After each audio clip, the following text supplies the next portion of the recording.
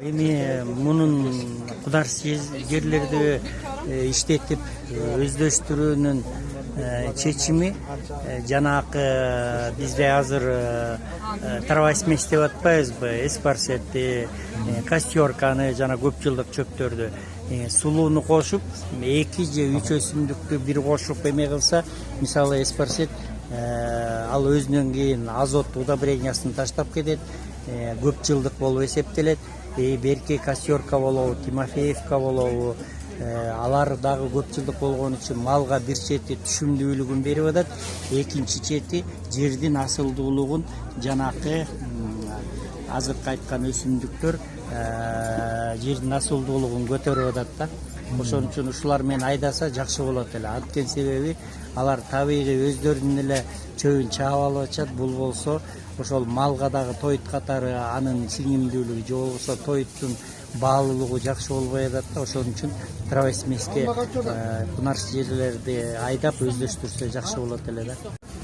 Биз азыр мисалы биз Скөл облусунун Тоң районундагы Күнчыгыш органикалык аймагы болуп түзүлгөнбүз, статус алып, коомдук уюм болуп.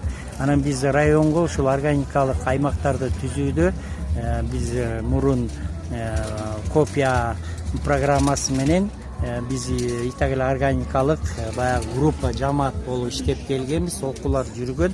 Анан ошол даяр группалар деле органикалык аймакка статусун алып өткөрсөк, райондун ичинен жок дегенде ошол 5-6 айылды же бир айыл аймакты кошумча дагы бир 2 күн өткөрүп алсак деле акырындык менен эме кылсак, бул жалпы облус эмес, республиканын масштабында деле райондордо органикалык аймактар көбөйөт эле дагы.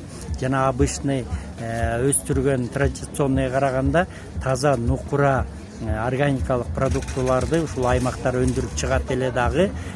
Биз жанакы чоң көлөмдөгү продукцияларды сыртка чыгарганга дагы жетишет элек да. А так биз ички рынокто биздин органикалык аймактын продукциялары дагы традиционный менен баасы бирдей болуп көп бааланбай атат да. Анан ошон үчүн муну органикалык аймактарды окуунун негизинде анан жанакындай түзүлгөн органикалык аймактардын ошолордун иштеп аткан иштери менен жайылтып ошолорду тартса болот деген чоң үмүт бар да.